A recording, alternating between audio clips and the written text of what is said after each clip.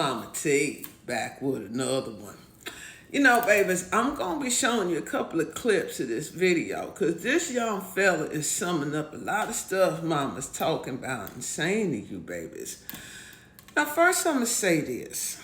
Many of us think this is really about color. It is not. It really isn't. It's about frequency, vibration.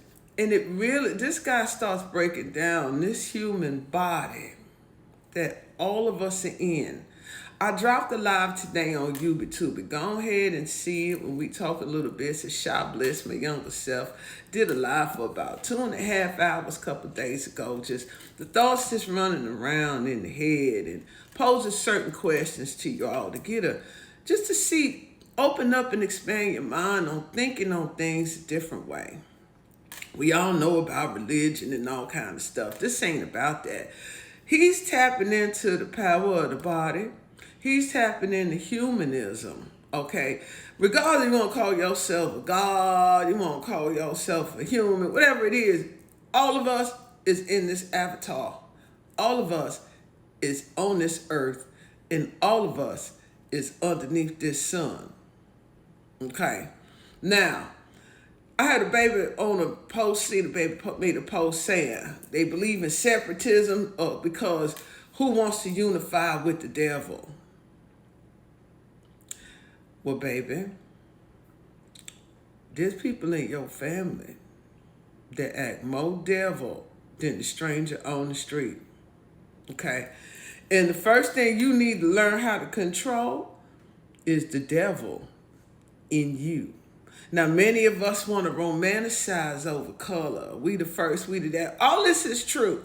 Okay, I'm never going to deny who I am as a melanated, carbonated woman. Because like I said, we the first ones here, in my opinion. But that doesn't mean you lesser than me and this and that. It means that there's no way somebody that came after me is going to dominate or control me and make me feel lesser than you. So I'm going ahead and roll this tape. I'm going to flip the camera around. Y'all go find it on YouTube. This thing about 2 hours long. I'm going to play a couple of clips here and there. This is called Becoming Superhuman. Unlock the full potential of your mind and heart with a gentleman by the name of Greg Braden. And it's on the channel by a young boy named Andre Duke. I subscribe to him on YouTube. Full of amazing information. For me, I want the information. I want the knowledge. I don't care what color, what species you are, because I could unlock the truth in everything. Because at the end of the day, I'm trying to find my story. And I'm collecting data from everybody telling theirs. Okay, MahMah Tea, roll this tape. I'm going to come back a little later, and we're going to find out what y'all think about this. Because we're on the precipice. We're about to give our humanness away to transhumanism. Machines, synthetics, AI, chemicals that mimic our immune response, but they don't mimic it as well as we create it in our own bodies. We're about to give ourselves away to those things. And this is the thing. A lot of young people say, okay, well, we'll just stop doing it and go back to what we used to do. You can't do that. Once you give that part of your humanness away, once neurons believe they are no longer necessary because a computer chip is doing what the neurons used to do. Once other neurons that used to be used for creativity and imagination and innovation are entertained through a visor where everything is being done in an AI world for that person, they're no longer engaged in the creative process. They're observers. And the part of their brain and their physiology, their emotions and their hormones that all respond to that begin to atrophy. And that happens pretty quickly in young people. Once we do that in a generation, the next generation, that information is passed on through what we call epigenetics. Once the epigenetics say, oh, well, maybe you don't need the immune system anymore because you're taking a shot every 6 months or something that does that for you, then your immune system says, oh, you don't need me anymore. I won't do the work that I've done for 200,000 years. And I think this is really important. We have been here at least 200,000 years. And we're the product. Our blood is the product of a chemical formula that has been honed and refined to serve us over those 200,000 years. And I think the arrogance of the scientific community to believe that somehow we can hack that for a specific purpose, bypassing all of the other purposes that that immune system is set up to do. I think that is a dangerous arrogance, and it's only one example of where transhumanism, I think, threatens not only our species, but our very existence if we are not aware of what is happening. And ultimately, I'll tell you where I think this is going. And we're seeing it. This isn't in the future. It's happening right now. We are becoming two societies. We're going to become two parallel societies. There's going to be one group of us, and some of them are my dear friends, colleagues, brothers, and sisters, and I'm watching this happen, who are all in on everything, on all the latest gadgets, on all the technology, on all the transhumanism, everything that they can do to hack or tweak, inject, place, insert into their bodies in any way. They're all in on that. And that is leading us to a hybridization of our humanness. We're no longer pure human. Post-human. Post-human is actually what Nick Bostrom calls it, the futurist. There's another segment of our society, and I'll tell you where I see them is I live in a rural community in northern New Mexico. When I'm not here doing what I'm doing with you right now, I go to my little co-op, and this is where I see the people in my community. Most of them aren't having this conversation because they're struggling to survive. It is an economically depressed area.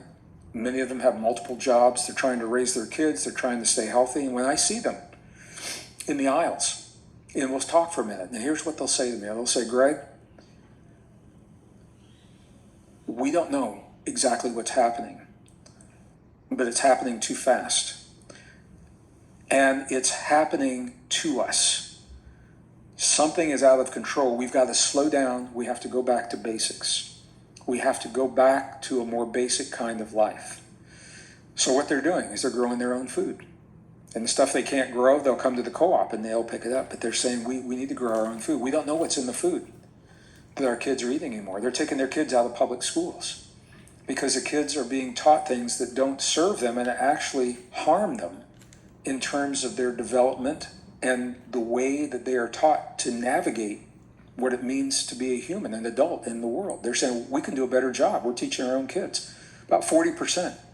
Estimates are about 40% of the young people in northern New Mexico are now no longer public schools. They said we need to unplug from the technology. Mm-hmm. And so they either limit or forbid their kids from being engaged. And maybe they'll let them, be on a computer for an hour after dinner or something, but that's it.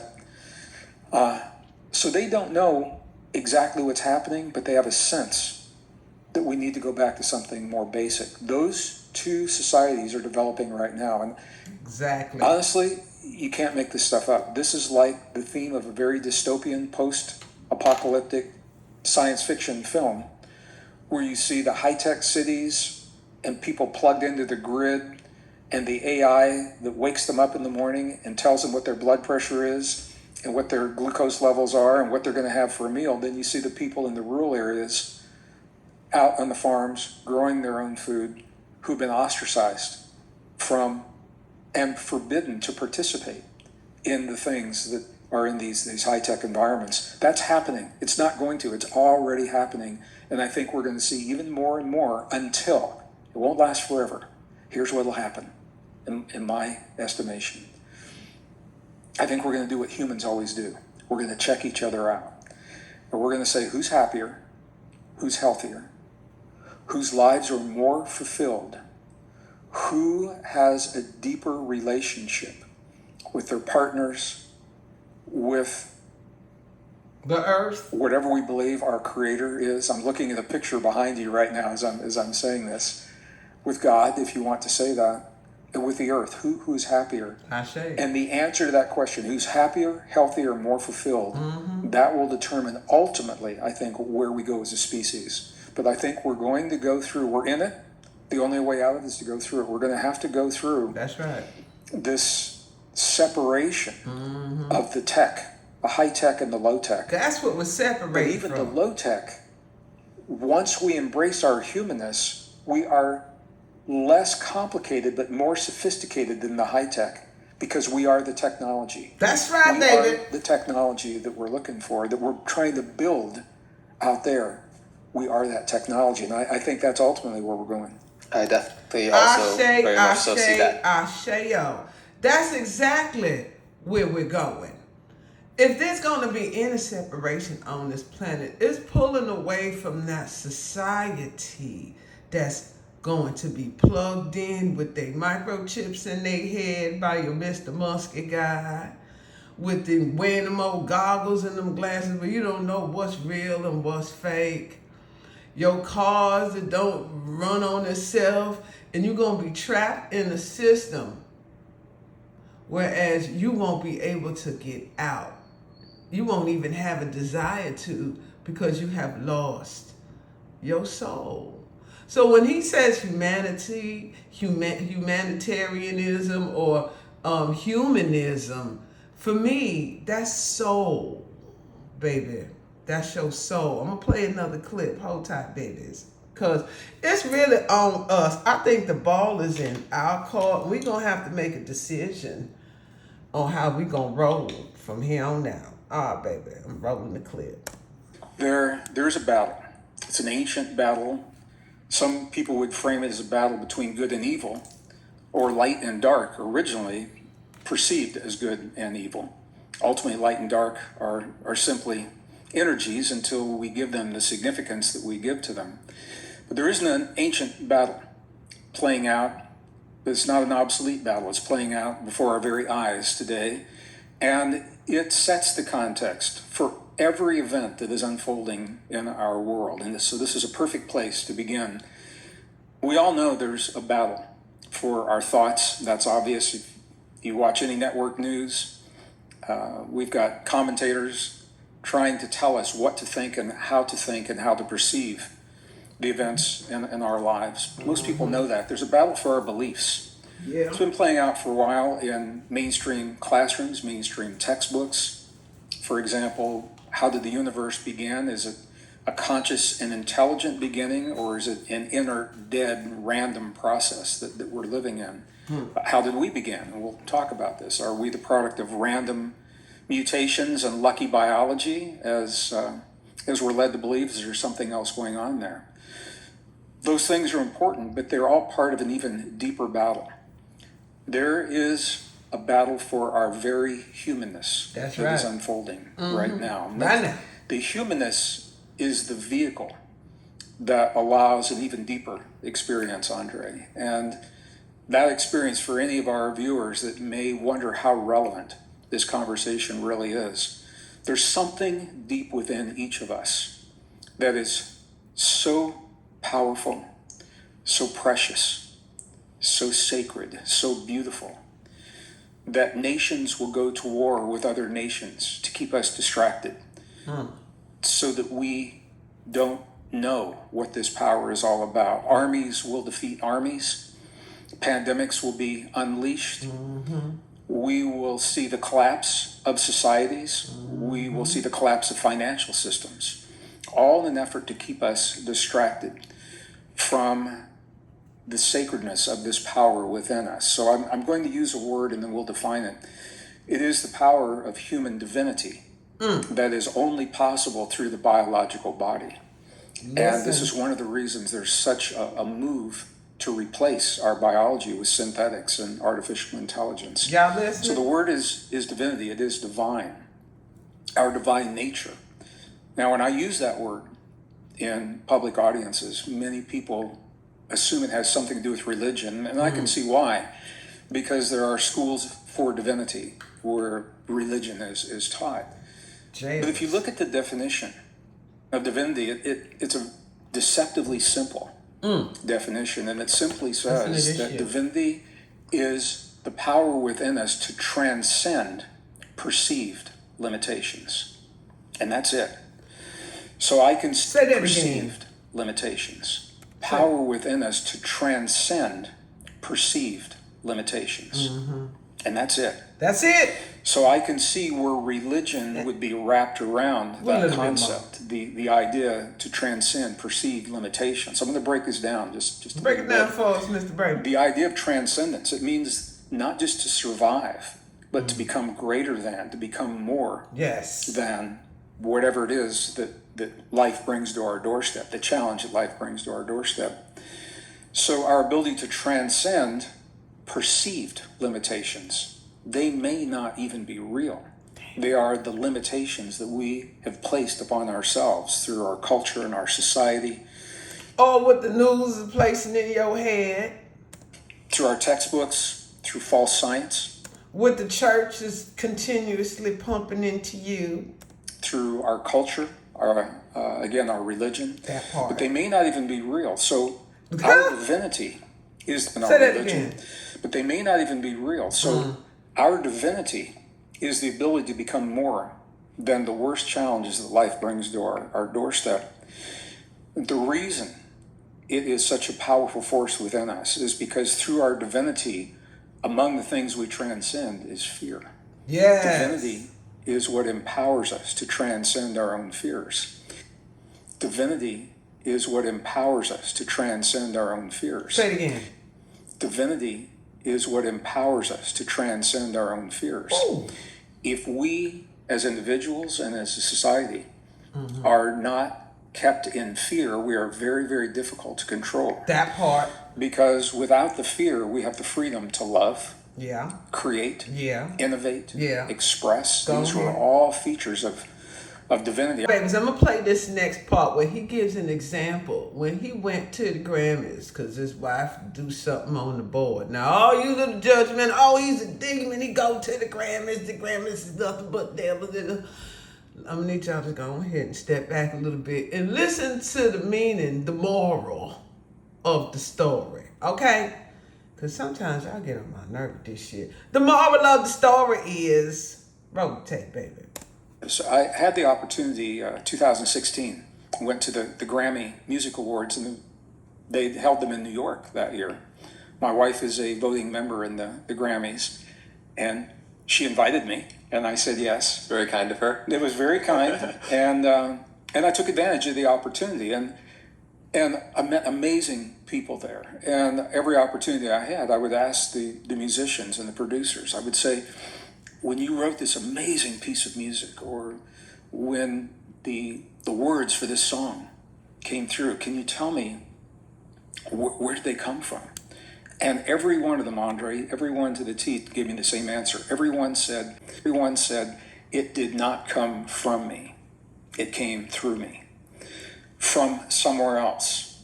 Every one of them said they had to find a way to get out of the way, to allow this deep inspiration to come through them.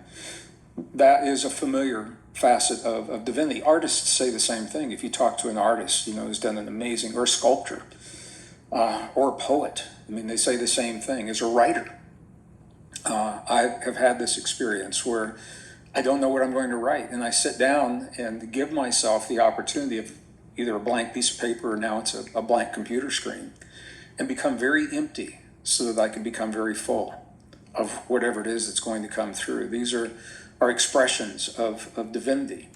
Now listen, baby, I resonate on this too, because I'm a writer and I'm a creative. I'm an artist, and I get in my way. What that means is your ego, you all wrapped up in your head, and you want to do it this way, and want to do it this way. Remember, baby, we vessels to allow the source creator to come through and manifest wonderful works through us, okay? So those of us who are musicians and writers and singers, sometimes we got to get our ego out our way and allow that divine power to come through. I, for one, believe the divine power is already in us.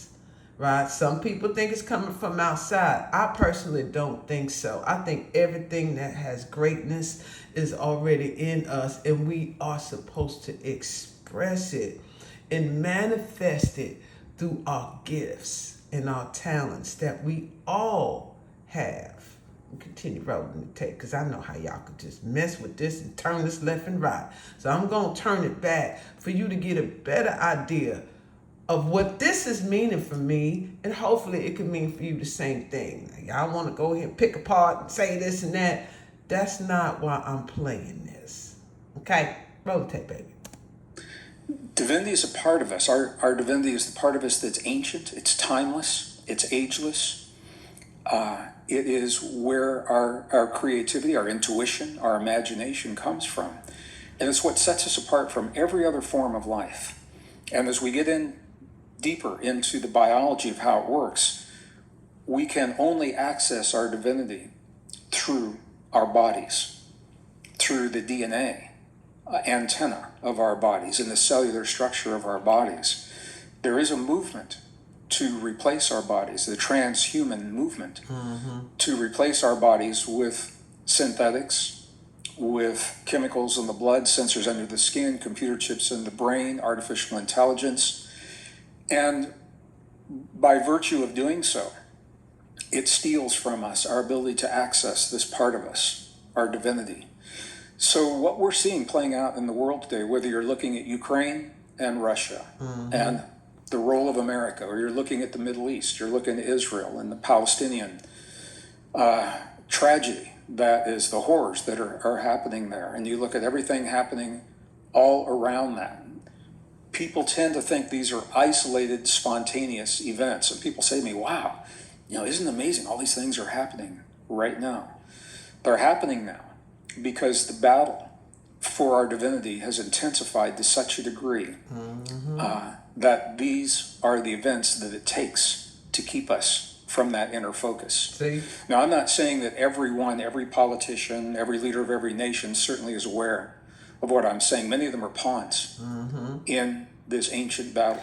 A lot of them know. Of light and dark. They don't even know that they're pawns. Yeah, because they do. They're so wrapped up in the bubble of the level that they are playing this very dark game within. But when you begin to step back and you look at the big picture,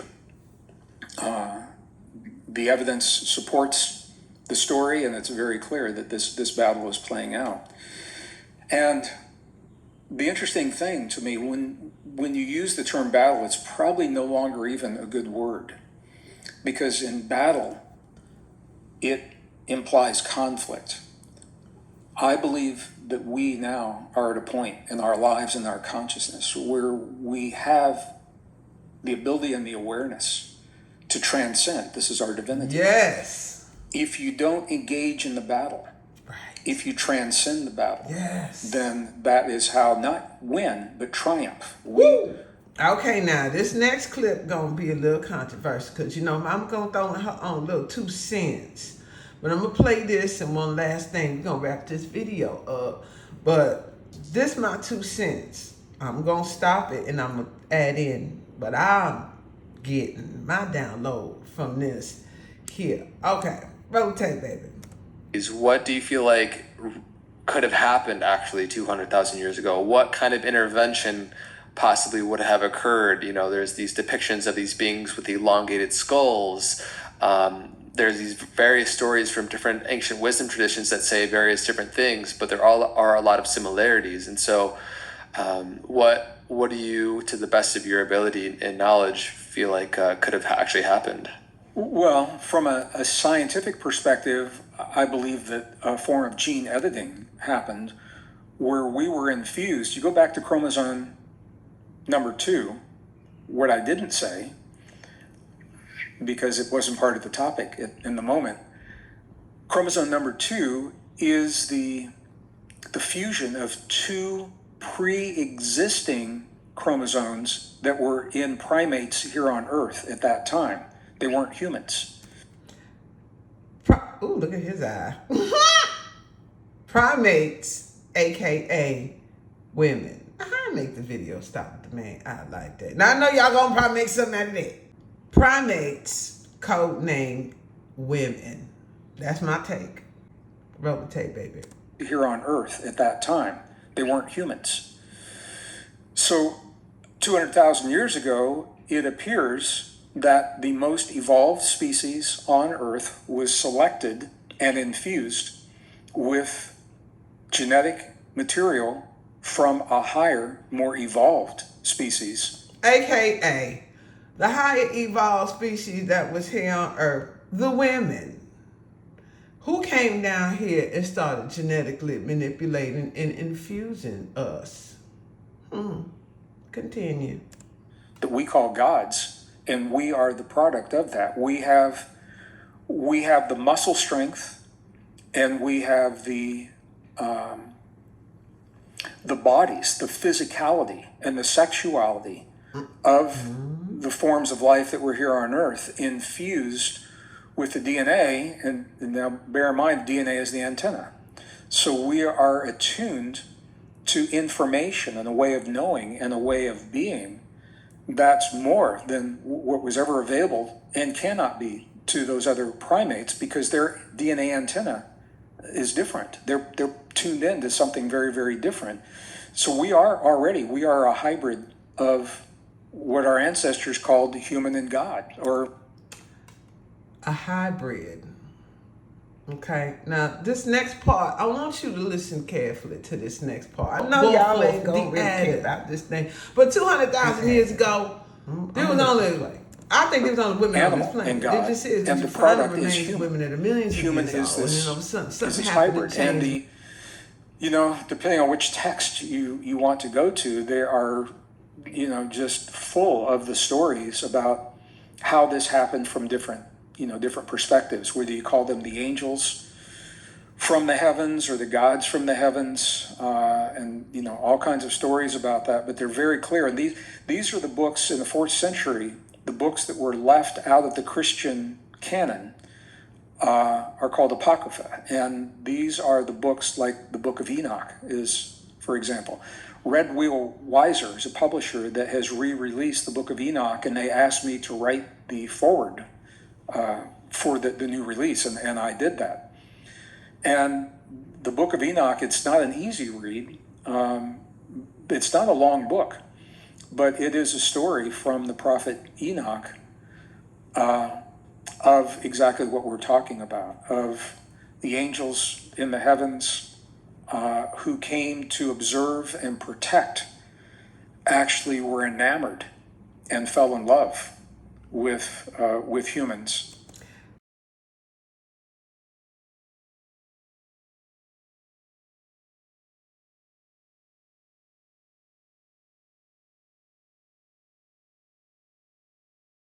Now, hold on now. A minute ago, you said there were no humans. There were only primates. The humans weren't here. You see what I'm talking about, babies? You see how you got to read in between the line of this thing? No. Y'all was not here. We were here. Who else gonna come down here and fall in love and be enamored?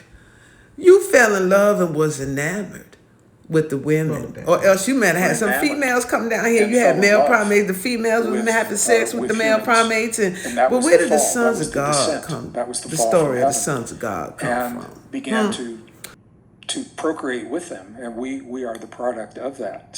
So you came down here and procreated with them. So female angels came down here and started procreating with the men? Or where the male angels, your sons of God, them extraterrestrials, came down here and started procreating with the women?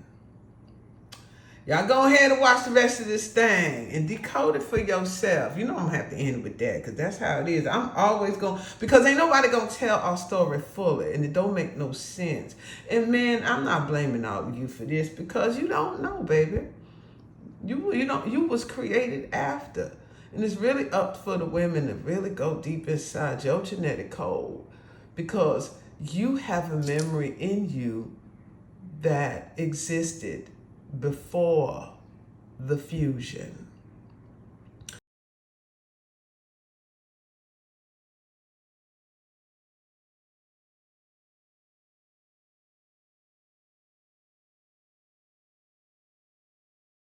before he died, I toured with Zecharia Sitchin, and he wrote the Chronicles, the Earth Chronicles books. And he talked about this extensively. And I want to be really clear. I think he was an amazing scholar. I don't agree with all of his interpretation. Me either. From the cuneiform text. He believed that we were created to be a slave species. Listen. To do the work, the mining of elements on this planet that were needed by another race. And I don't see the evidence for that at all. I think we are so much more than that. And it's a whole deep conversation about why we're created and who we are and what this creation really is all about. Once Japanese scientists proved this, 2007, now what they're saying is that DNA is a denser storage medium than flash drive. That it takes no energy to hold the information once it's imbued into the DNA. And as long as one example of that life continues to live, that message remains for thousands of years, millions of years. What's encoded in your DNA is thousands, even millions of years. This is what I'm trying to tell y'all, baby.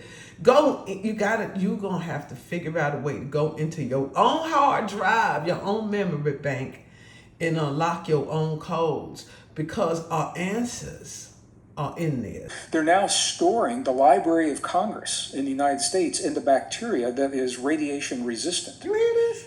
In the event we ever, God forbid, have a nuclear war. And all of our information is wiped out. If the bacteria survives, and if we have one computer that is preserved that can pull it out, we can start over again. I mean, this is... Now listen, that's foolishness. If you got a nuclear war and everything get wiped out but the bacteria, you gonna get a computer to stick around too? Now remember the victor tells the story. The victor tells the story. That's why all this threat of these wars and things, it's a distraction, because the more energy that we pour into that, the more likely certain devastations will happen. And some people are counting on a level of devastation so they could rewrite the story. Library of Congress, Vatican catacombs. Sounds like what happened at Alexandria in Egypt. Sounds like that. They're preparing for a destruction, and they want to make sure they keep a certain amount of records so they can rewrite the story. All of that led me to the question, if we are the product of an intentional act that occurred 200,000 years ago, where would we find the evidence of that act? Would it be left on a temple wall in Peru that could crumble after a few thousand years? Would it be in the Middle East on a scroll that could be burned or hidden or destroyed in some way? And then I began to look at my artist friends, and every one of my artist friends does the same thing. When they create something they're proud of, the last thing they do is they sign it. They put their name on it. And I said, if we are the product of an intentional act, it makes sense that who or what is responsible for us would have left a signature. Where would we find that? But let me say this. In 2007, Japanese scientists released a report showing that they had stored written information into the DNA of a bacteria.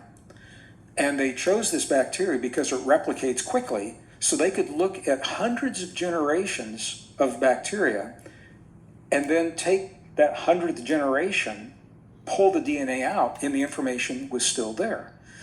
They proved that DNA is a very efficient information storage medium. Listen. That was in 2007.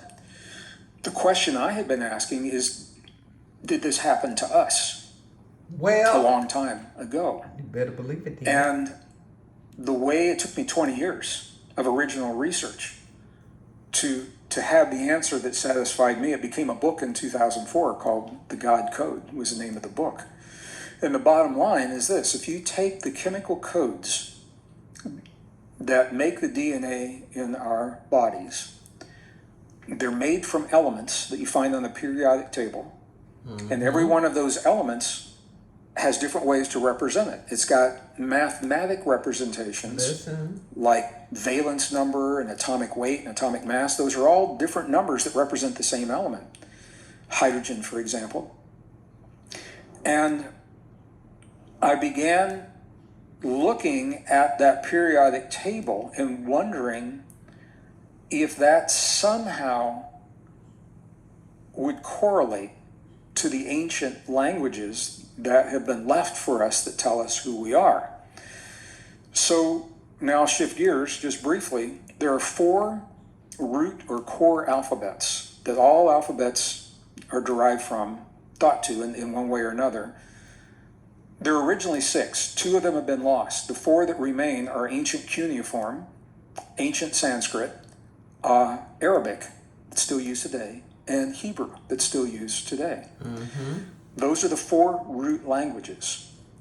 One of the great mysteries of linguistics, I'm an amateur linguist, is that every one of the ancient languages has always had numbers that represent the letters. Yes. And the science of interchanging those numbers is called gematria.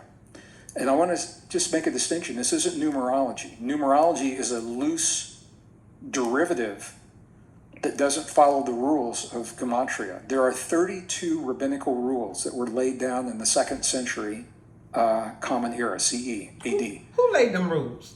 They use CE now, Common Era, rather than before and after the death of Jesus.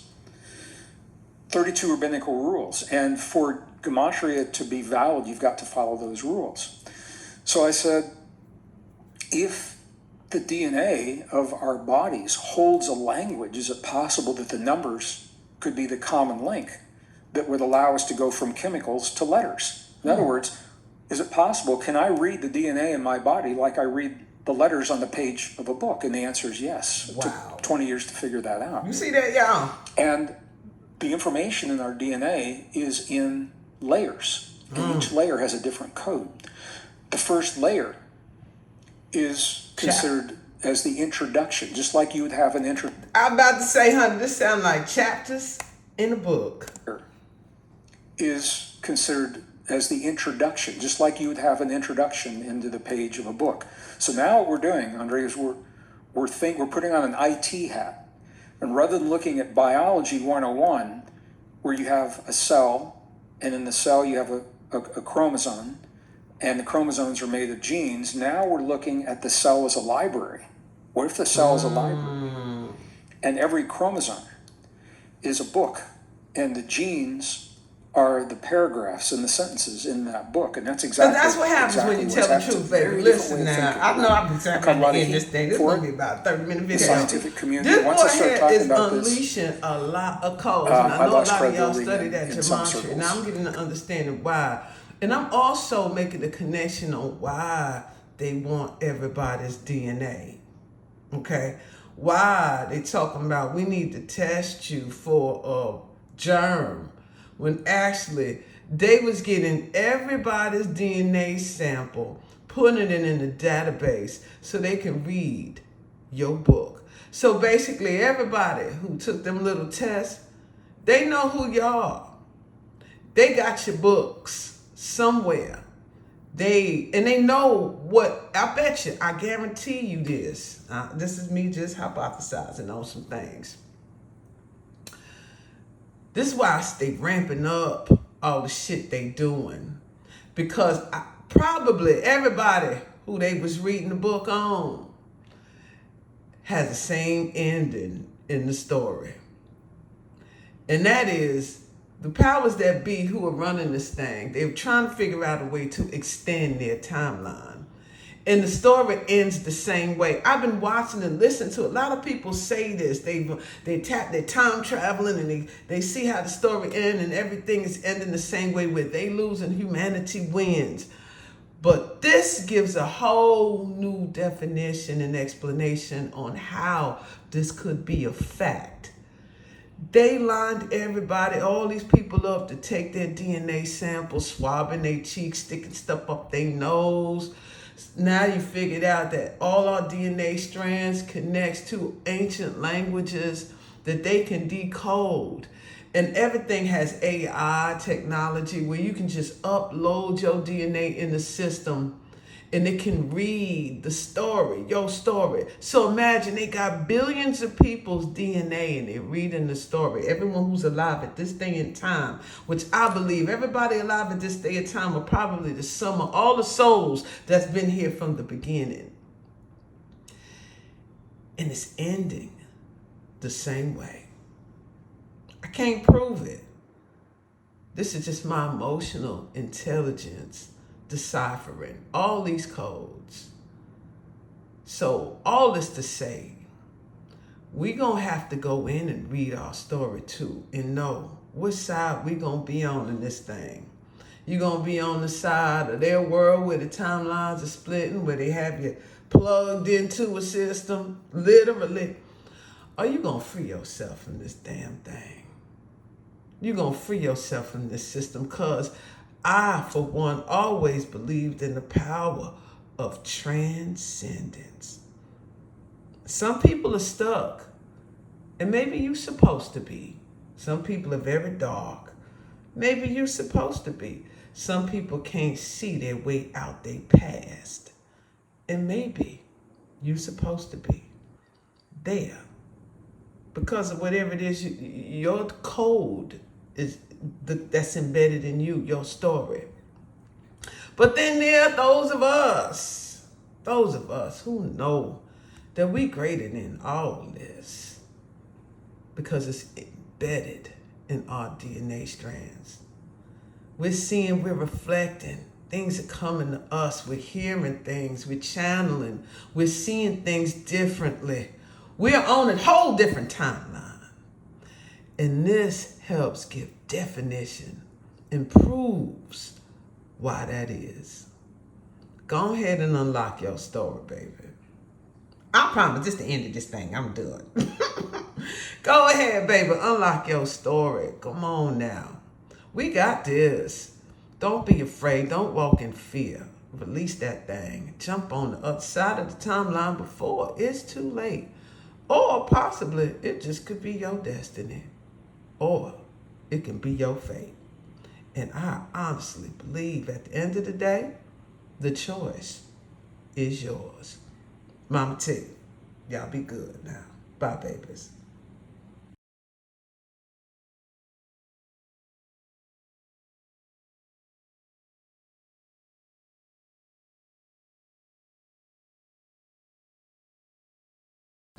All life is sacred, baby. And this video was brought to you by MahMah Tea with Sacred Tea, Blue Lotus Wellness Blend, and Sacred Roots Detox Blend. Available now at sacredtea.net.